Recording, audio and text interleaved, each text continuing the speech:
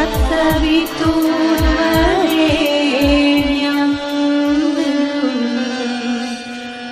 भर्गो देवस्य धीमहि।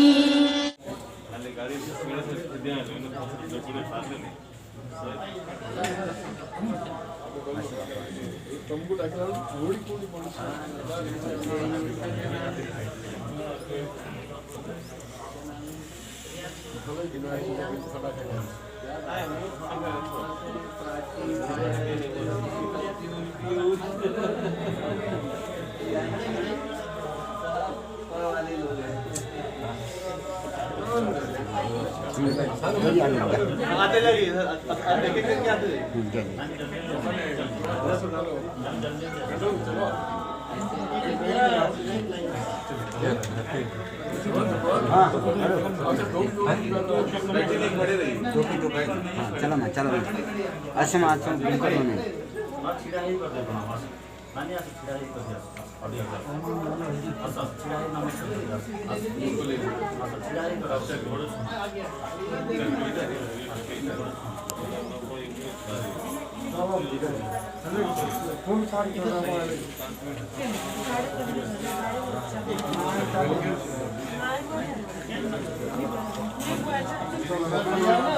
चलिए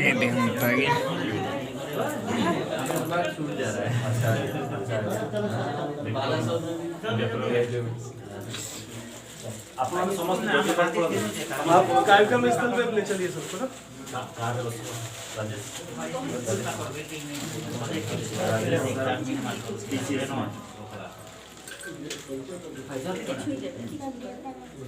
अभी परिवार के लोग यहीं रहिएगा।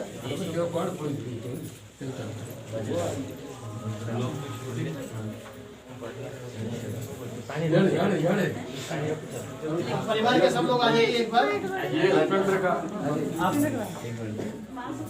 उपेंद्र का पत्नी है। समस्त जगह हेलो, इनका क्या नाम है? अरे पहला बिना पावाला ऐसे घूम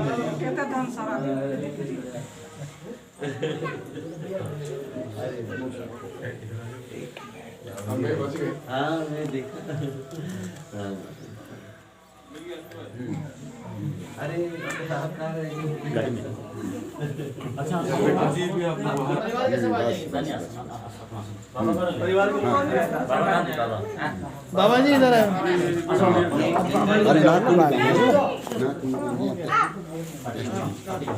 पायल इधर आ जाओ बेटा। पीछे आ जाइए आप। एक मिनट चलिए भैया थोड़ा हटिएगा पीछे से। हाँ चलिए एक इधर देखिए भैया थोड़ा सा 1 2 3 चलिए हो गया आ जाइए। चलिए ये बाहर निकलिए थोड़ा पीछे हो जाए। हाँ एक मिनट बेटा हाँ इधर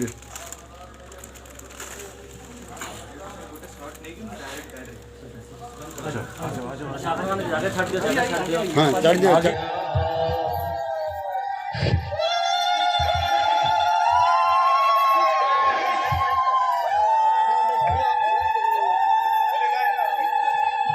बोले गायत्री माता की, यज्ञ भगवान की, परम पूज्य गुरुदेव की, वंदनीय माता जी की, शांति कुंज हरिद्वार की।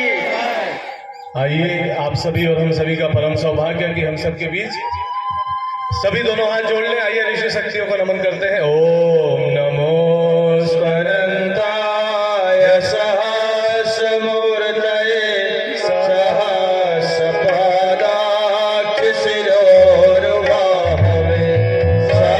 सहस्रनाम्ने पुरुषाय शाश्वते सहस्रकोटि युगधारिणे नमः। सहस्रकोटि युगधारिणे नमः। आप सभी से निवेदन है कृपया अपना स्थान ग्रहण कर लें। व्यवस्थित होकर के अपने स्थान पर बैठ जाएं। सभी समस्त को निवेदन करुच्ची आपण मैंने अति शीघ्र बस जाए अति शीघ्र जल्दी बस जाए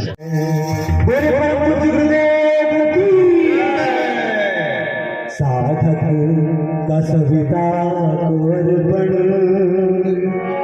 शिष्यों का गुरु को समर्पण साधक का सविता को अर्पण शिष्यों का गुरु को समर्पण दीपक का ज्योति को साधक का चंदा को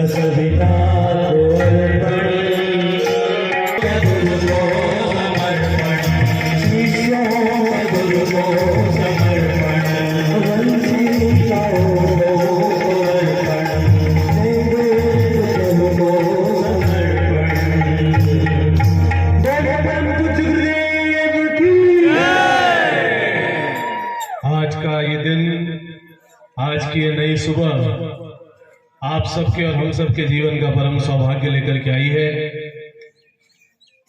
इस गीत के माध्यम से आप सभी ने उस शिष्यत्व की कहानी सुनी जो यदि जीवन में आ जाए तो बड़े से बड़े असंभव दिखने वाले कार्य संभव हो पड़ते हैं। मैं कभी दे नहीं सका। जो तुम मांगोगे वही देने का तो अधिकार है, जो तुमने मांगा नहीं वो देने का अधिकार मुझे कैसे है? हमारे हृदय की पुकार क्या है? हम भगवान से चाहते क्या है? हमने गुरुदेव से मांगा क्या? हमने जो मांगा वो हमें मिलता है। हमारे अंदर की जो इच्छा है वही प्राप्त हो पाती है। मुझे याद है हम लोग छोटे छोटे थे, बच्चों की तरह से जो आज यहाँ पर बैठ करके पूजा कर रहे थे, तो गुरुदेव हमें कहानी सुनाते थे। कहानी सुनाते थे कि एक राजा था, जंगल में गया और शिकार करते करते भटक गया तो क्या हुआ कि एकदम जंगल में, गहरे जंगल में उसको एक किसान की झोपड़ी मिली। और वो जो किसान की झोपड़ी मिली तो किसान जो है उसने ध्यान रखा राजा का, खाना पाना पिलाया, उसको सही करा। तो राजा के मन में बड़ी कृतज्ञता हुई, उसको लगा कि भाई किसान ने हमारा बड़ा ध्यान रखा। तो किसान गया, उसको सही मार्ग पर छोड़ के आया। तो उसने किसान से कहा कि भाई मैं तुम्हारा ऋणी हो गया, मैं राजा हूँ, उस राज्य का राजा हूँ। आज नहीं, जब भी तुम्हारे मन में कोई इच्छा आए तो मेरे पास आना और मुझसे मांगना, मैं पूरा करूंगा। जब भी, आज नहीं 30 साल बाद याद आए कि मुझे राजा से मांगना है, आकर के मांगना। ठीक, 3 साल गुजरे तो किसान की समझ में आया कि क्या मांगना है। वो गया राजा के पास, राजा ने देखते ही पहचान लिया। बोले अरे आ गए, क्या मांगना है, स्मरण है? बोले हाँ। क्या मांगोगे? बोले कि राजा साहब इस बार हमारे गांव में कद्दू की खेती नहीं हुई, जरा एक कद्दू दे दे। तो राजा बोले, गुरुदेव बोले कि राजा के पास गए और मांगा क्या? कद्दू। वैसे ही लोग गुरुदेव के पास गए और मांगने की समाधि और मांग गए क्या? नौकरी। वो तो वैसे ही लग जाती, आदमी की तबीयत वैसे ही ठीक हो जाती। तो यदि मांगना ही है गुरुदेव से तो अधिकारी को देख करके मांगा जाए, जिस जगह की योग्यता है उस जगह की चीज मांगी जाए। जब मांगना है तो हमने जो मांगा वो हमारे जीवन में फलित होता है। जब हम दीक्षा लेने के लिए बैठे हैं और दीक्षा का नवीनीकरण करने के लिए बैठे हैं तो मांगे वही जो हमारे जीवन की श्रेष्ठतम योग्यता, वो मांगे। आज के दिन आपका गुरुदेव के साथ ज्वाइंट अकाउंट खुलने जा रहा है। आप पान वाले के साथ अकाउंट खोलेंगे तो पान वाले के पास जितना पैसा है उतना मिलेगा। टाटा बिरला के साथ खोलेंगे तो टाटा बिरला के अकाउंट में जितना पैसा है उतना मिलेगा। और भगवान के साथ खोलेंगे तो भगवान के अकाउंट में जितना है उतना मिलेगा। आज का दिन भगवान के साथ ज्वाइंट अकाउंट खोलने का है। और ऐसे में भगवान कहते हैं कि जब आप ज्वाइंट अकाउंट खोलने के लिए जा रहे हो तो आपको आपकी पात्रता का प्रदर्शन करना पड़ता है। अकाउंट खोलने के लिए जाए आपको आधार कार्ड दिखाना पड़ता है, साहब हम किसी जगह रहते हैं, हमारा ही नाम है। आपको प्रूफ देना पड़ता है, आपका ही एड्रेस है, आप किसी और का नहीं लेकर के आ गए। आपको आपकी योग्यता बतानी पड़ती है। बस वही भगवान मांगते हैं, अरे आपका आधार कार्ड लाए हो कि नहीं? आधार कार्ड का मतलब श्रद्धा है कि नहीं, पात्रता है कि नहीं, विश्वास है कि नहीं? आपके पास श्रद्धा है, पात्रता है, विश्वास है तो आप अकाउंट खोलने के लिए अधिकारी बन जाते हैं। प्रहलाद के पास क्या था? कुछ नहीं था। आप सोच करके देखिए, प्रहलाद के जो पिता थे वो तीनों लोकों के स्वामी थे। उनके जो गुरु थे वो शुक्राचार्य। आज भी तंत्र की सारी विद्याएं शुक्राचार्य का नाम लेकर के शुरू होती है। संसार के सबसे बड़े तांत्रिक। सामने विरोध में कौन खड़ा है? संसार का सबसे बड़ा तांत्रिक। और पिता तीनों लोकों के स्वामी। उनके नाम से दैत्य, छोड़ दीजिए, देवता घबराते थे। और प्रहलाद के पास भगवान के नाम के अलावा क्या था? बस भरोसा था। खंबे के अंदर भगवान है, तोड़ के दिखाऊं? दिखाओ। खोल दिया, भगवान को निकलना पड़ा। ये क्या है? भरोसा है। इंसान के पास भरोसा होता है, इंसान के पास श्रद्धा होती है तो भगवान को खंबा फोड़ करके आना पड़ता है। आपकी श्रद्धा में बल है तो भगवान को खंबा फोड़ करके आना पड़ता है। नामदेव की श्रद्धा में बल था तो क्या हुआ? नामदेव की परीक्षा लेने के लिए भगवान आग बन करके गए, आधा घर जला दिया। जब आधा घर जल गया तो लोगों ने कहा कि नामदेव की श्रद्धा तो टूट जाएगी कि देखो भगवान ने हमारा घर जला दिया है। उल्टा नामदेव को क्या हुआ? नामदेव खुश हुए, बाकी के घर में गए और सामान ला करके आग के अंदर डालने लगे। बोले अरे भगवान आप तो बड़े सुंदर लग रहे हैं, इतने लाल पीले, इतने बढ़िया भगवान आज हमारे घर में आए हैं। बोले आप आधा घर क्यों खा रहे हैं? पूरा का पूरा घर खाइए, बाकी का सामान डालना शुरू करा। तो भगवान घबराए, भगवान ने आग भी बुझाई, नया घर भी बना कर दिया। और एक बार नामदेव की परीक्षा के लिए भगवान ने भेजा किसको? ब्रह्म राक्षस को। वो आया तो पूरा का पूरा गांव कांपा, एकदम भयंकर आवाजें हुई, लोग डर के मारे अपने अपने घरों से भागे। उनको लगा कि नामदेव भी भागेंगे। नामदेव ने क्या किया? नामदेव जाकर के भूत से चिपक गए और गाना गाया, भजन गाया। भजन क्या गाया? भले पधारे लंबकनाथ। बोले अरे आज तो लंबे वाले भगवान आए। भले पधारे लंबकनाथ। बोले धरती पांव स्वर्ग लो माथा, योजन भर लांबे हाथ। धरती में पांव है, स्वर्ग में माथा है, योजन भर हाथ है। ऐसे तो पहली बार देखे। भूत घबराया, भूत छोड़ करके गया। उसने कहा साहब यहाँ आने की जरूरत नहीं है, तो नामदेव रहते हैं। व्यक्ति की श्रद्धा मजबूत हो तो भूत भगवान बन जाते हैं, पत्थर भगवान बन जाते हैं, मिट्टी भगवान बन जाती है। जो दम है वो आपकी श्रद्धा में, जो भरोसा है वो आपकी श्रद्धा में, जो चमत्कार है वो आपकी श्रद्धा में। आपकी श्रद्धा होगी तो पत्थर की प्रतिमा पत्थर की नहीं रह जाती, उसके अंदर भगवान आते हैं। आपकी श्रद्धा होगी तो गुरुदेव आपके सामने प्रकट होते हैं। गए थोड़े ही नहीं, गए उनके लिए जिनके लिए चमड़े की आंखें, जिनके अंदर भावना की आंखें हैं। वो भगवान को उसी तरह से देखते हैं जैसे 1990 में देखते थे, वैसे आज देखते हैं। कोई अंतर नहीं पड़ा है। आपकी जो श्रद्धा है और आपका जो विश्वास है और आपका जो समर्पण है वो चमत्कारों को घटित करता है। आज का दिन इसी स्मरण का दिन है कि आज के दिन हम लोग स्मरण करें कि हमारे अंदर श्रद्धा का बीज जागा कि नहीं, विश्वास आया कि नहीं, समर्पण आया कि नहीं, आदमी के अंदर गुरुदेव के कार्य को करने का भाव आया कि नहीं। व्यक्ति यदि भगवान पर भरोसा रखता हो तो वो जिस पथ पर चलता है उस पथ पर चमत्कार को करके आता है। आज का दिन साधारण दिन नहीं है दोस्तों।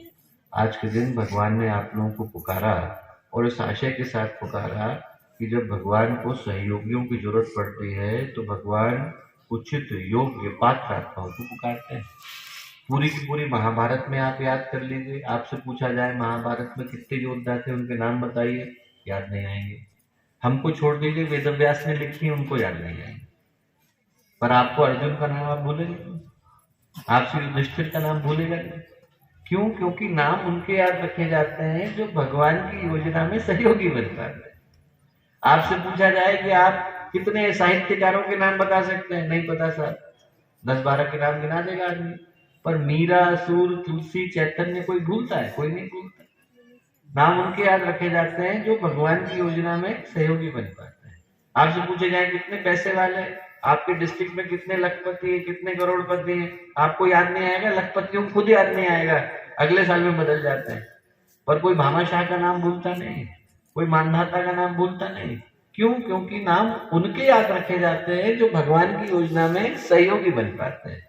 आज उन नामों की लिस्ट बनाने का काम चल रहा है। जब आपकी पात्रता की परीक्षा हो रही है, जब आपकी श्रद्धा की परीक्षा हो रही है, तो आप अपने आप को सौभाग्यशाली समझना। दीक्षा लेने का काम जीवन का सबसे महत्वपूर्ण काम है, और दुर्भाग्य है कि व्यक्ति सबसे महत्वपूर्ण काम को सबसे साधारण समझ करके बैठ जाता है। आज के दिन भगवान के साथ आपका जॉइंट अकाउंट खुलने जा रहा है, और खुलने के लिए यही मांगा गया है कि अब जीवन भर की श्रद्धा आपको प्रदर्शित करनी है। गुरुदेव बोलते थे कि जो दीक्षा का क्रम है वो कैसा होता है पता है? ऐसा होता है जैसे शादी होती है। बोले शादी होती है तो जो दुल्हन है वो पहले दिन डोली पर चढ़ के आती है और अंतिम दिन अर्थी पर घर से जाती है। बोले अब आपका जो संबंध जुड़ गया तो अब आप डोली पर चढ़ के आ गए। अब उस दिन की सोचना जब अर्थी पर यहाँ से जाना पड़ेगा। बस बीच में आपके और गुरुदेव के, आपकी श्रद्धा के अलावा और कुछ आता नहीं। जीवन में श्रद्धा आए, विश्वास आए, भरोसा आए तो सारे चमत्कार घटते हैं। आज के सुबह का ये सूरज आपके हृदय में उसी सौभाग्य की वर्षा करे, ऐसी मैं प्रार्थना करूंगा। बस एक अंतिम कथा सुनाकर अपनी बात को समाप्त करूंगा। कथा जो है प्यारी है और लोकोक्ति के रूप में है। लैला मजनू का नाम सुना होगा आपने। लैला थी तो उसने एक दिन देखा कि एक लड़का है, बाल बिखरे हुए हैं, कुर्ता फटा हुआ है, पागल सा लग रहा है, जुनूनी लग रहा है, तो घूम रहा है घर के बाहर। उसने कहा कौन लड़का है, अपनी नौकरानी को भेजा। उसने कहा कि लड़के का नाम मजनू है तो उससे शादी करना चाहता है। बोले अरे भाई शादी तो हो नहीं सकती, खाना पीना कैसे खाता है? बोले अब खाने पीने का तो ठिकाना नहीं, जहाँ मिल जाए वहाँ खा लेता है। बोले देख भाई शादी तो नहीं हो सकती पर इस पर मुझे दया आती है। बोले तो एक काम कर कि गांव के दुकानदारों को बोल दे कि यदि भूखा प्यासा लगे तो उसको बुला करके खाना खिला दिया जाए। गांव के दुकानदारों को लगा के अच्छा काम, उनने अगले दिन सब खिलाना शुरू किया। तो गांव के जो बाकी लड़के थे उनको लगा कि अरे लड़का कल तक तो मारा मारा घूमता था, आज तो इसको पूरा गांव बुला बुला करके खिला रहा है, क्या बात है? तो उनने पूछा, उनने कहा कि साहब लैला ने कहा है कि जो भी खाना चाहे खा ले और इसका बिल वो पे कर देगी। उनने कहा ठीक। अरे गांव के लड़कों को लगा तो बहुत अच्छा काम है। सबने अपने बाल बढ़ाए, सबने जो है अपने कुर्ते फाड़े और सब जुनूनी बन के घूमने लगे। तो उस महीने का बिल आ गया 25,000। अब लैला ने कहा 25 रुपए तो ठीक है, तो 25,000 का पेमेंट कौन करेगा? उनने अपनी नौकरानी से कहा कि आप जरा देख करके आओ, मैं एक बात सुलझा के आओ। गई, उसने सारे मजनूओं को बुलाया, सब आ जाओ सब आ जाओ, सब आके बैठ गए। बोले ऐसा है लैला का एक्सीडेंट हो गया है तो खून की जरूरत है, कौन देगा? अब जहाँ खून देने की बारी आई तो सब गायब होना शुरू हो गए। जैसे ही देने की बारी आई सब गायब हो गया। हमारा फोन आ गया, हमारा कुछ काम है, सब धीरे धीरे करके गायब होना शुरू हुआ। जो असली वाला था वो रह गया। उसने पत्थर उठाया, छाती में मारा, खून बहा। उन्होंने कहा एक कटोरी तो अभी निकला है, बाकी की जरूरत पड़ेगी तो आके बाकी का भी ले जाना। उसने कहा नौकरानी जरूरत नहीं, पट्टी करी। बोले सिर्फ असली वाले की पहचान करनी थी। जो दीक्षा का समय है वो असली वाले की पहचान का समय है। यदि हम भगवान आ गया और नारे लगाते हैं तो भीड़ कहलाते हैं, और हमारे नारे पर भगवान कैसे चले आते हैं तो हम भक्त कहलाते हैं। काबिलियत तब है जब हमारी पुकार पर भगवान को आना पड़े। भगवान आ गए और तब हम पुकार लगा रहे हैं तो कोई खासियत नहीं। पर यदि हम पुकार लगाएं और भगवान को आना पड़े, हमारे लिए राह को बनाना पड़े, तो हमारी काबिलियत हो जाती है। बस आप प्रार्थना ये करना कि आज की दीक्षा का अवसर वो काबिलियत आपके अंदर पैदा करके जाए। इतना दिव्य क्षेत्र जहाँ पर भावनाओं की बाढ़ को हम लोग महसूस कर सकते हैं, आप सबके अंदर दिव्यता को, देवत्व को, उसकी उपस्थिति को महसूस कर सकते हैं।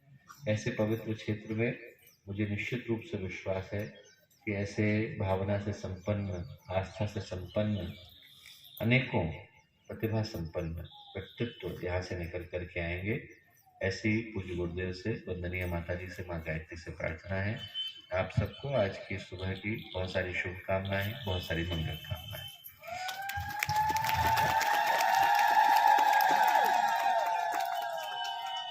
आज के इस सौभाग्य के पलों में हम सभी ने वह दिव्य संदेश सुना और निश्चित ही उस संदेश की भावनाओं को आप सबने ग्रहण किया है।